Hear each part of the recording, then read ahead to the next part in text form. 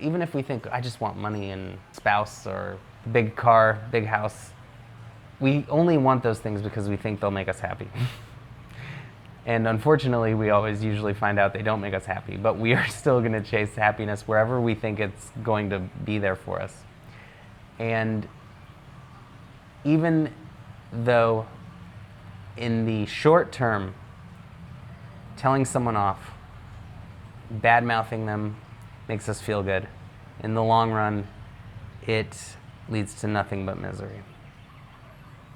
Blaming our problems on other people may make us feel good, but it doesn't fix the problem. It doesn't lead to a solution. It doesn't help us in the long term. So there will always be dirtbags, jerks, b-holes. If we try to live in a way where we eliminate all challenges, all unkindness,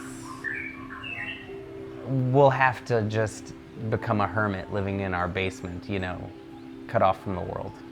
It's just inevitable. The internet's full of it.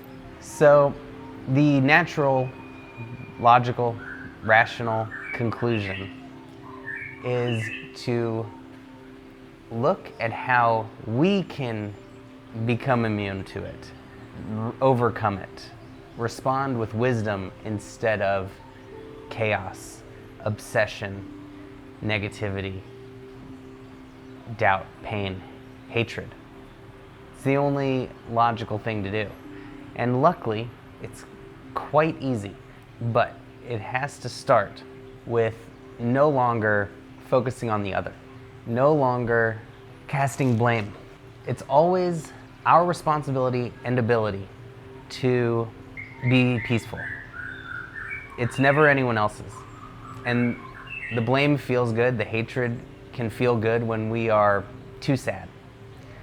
But it is still living in chaos. It is still living under the slavery of someone else's words controlling us, our emotional state. And we're just reacting mindlessly to it. And the second we turn inward and we say, how can I let go of this pain? How can I heal? How can I stop getting hurt by the unkindness in the world? Then we create a space and opportunity to grow. So there's two issues with this question of, well, don't we need to blame someone? Don't we need to let others know whose fault something is and that something was bad and someone did bad? The first issue is thinking that we can protect reputation or destroy reputation, or that we even want to engage in that game. The second issue is what I call the news issue. The news is supposed to report the facts, and any person with common sense can come to their own conclusion. If the news is biased, if it's leading a person to believe a certain thing, if it's using opinion and judgment, then we immediately dismiss it. We say, this is bias. We say, let me decide. Hey, I can handle it. Why don't you just give me the facts? And we need to trust people that, it doesn't take someone to say Hitler was bad. It just has to say this guy got 100 million people in Europe killed. We all, if we have any sense of wisdom and common sense, we know that that's bad. We all understand the golden rule at our root level, which is if I don't want it to happen to me, then it's not a good thing that it happened to so many other people. So that's a bad thing. And when we can stick to the facts, when we can rationally and calmly lay out the evidence like Gandhi did, without hating or blaming the British did not feel attacked. And when they awakened to the horrors that they were committing, they left India. And I think this is why blame only creates more conflict. Blame only feels good in the short term, and in the long term, it doesn't even help us achieve our own goals. It really just makes our lives more difficult. It just keeps war going on. And war, it's Romeo and Juliet. It's the endless cycle of violence. It's the Montagues and the other guys, the Capricorns. No, Capulets, whoever, you know what I'm saying. It's just an endless cycle of violence, whether it's verbal, emotional, or physical, that just leads to a more unpleasant world. And all we want is peace and pleasantness.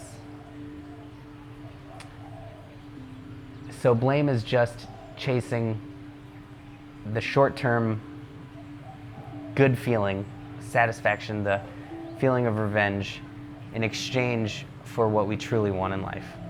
So as we broaden our picture, our perspective, with a peaceful mind, the clear choice becomes very obvious, which is living in peace and harmony with all living beings, helping everybody let go of their trauma, their pain that they're imposing on others because they know no other way to heal and get over it, and to lift this world up instead of drag it down in the mud, and feel righteous while we do it. The second issue, that first issue I was talking about, is this reputation that we have so much attachment to, that we want it so perfect, and we think that we can protect it. And we really just give our power away to anyone who can poke a hole in it, which is literally any human being with a mouth, a keyboard. So we have to let go of this attachment to some imaginary reputation in our mind that we demand, crave, cling on to its perfection. It's only going to create suffering. The best way to have a good reputation isn't to put other people down, because that looks bad.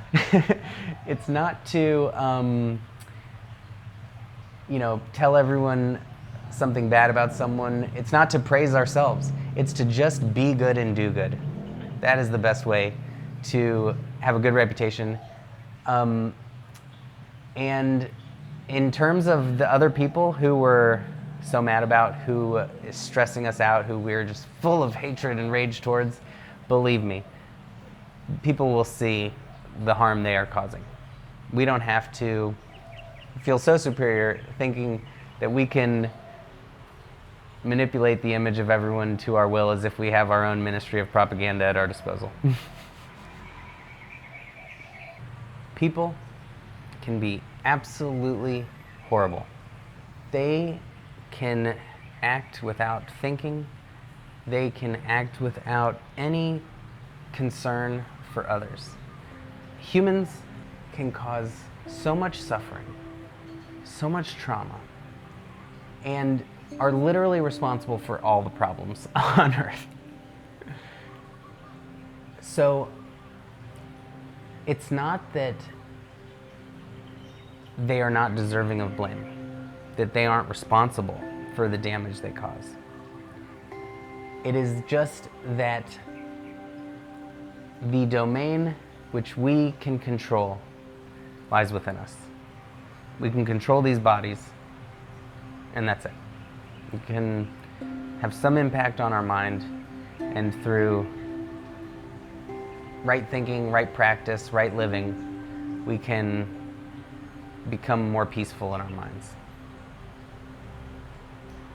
So, not blaming, not hating, not judging has nothing to do with removing them of their responsibility.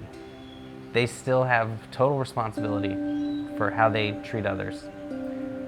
But our responsibility is for what we do moving forward. And is it going to lead us to a life of more peace and happiness, which is what every single one of us wants, even if we don't know it. Because even if we think, I just want money and spouse or big car, big house, we only want those things because we think they'll make us happy. And unfortunately, we always usually find out they don't make us happy, but we are still going to chase happiness wherever we think it's going to be there for us. And even though in the short term, telling someone off, bad-mouthing them makes us feel good, in the long run, it leads to nothing but misery.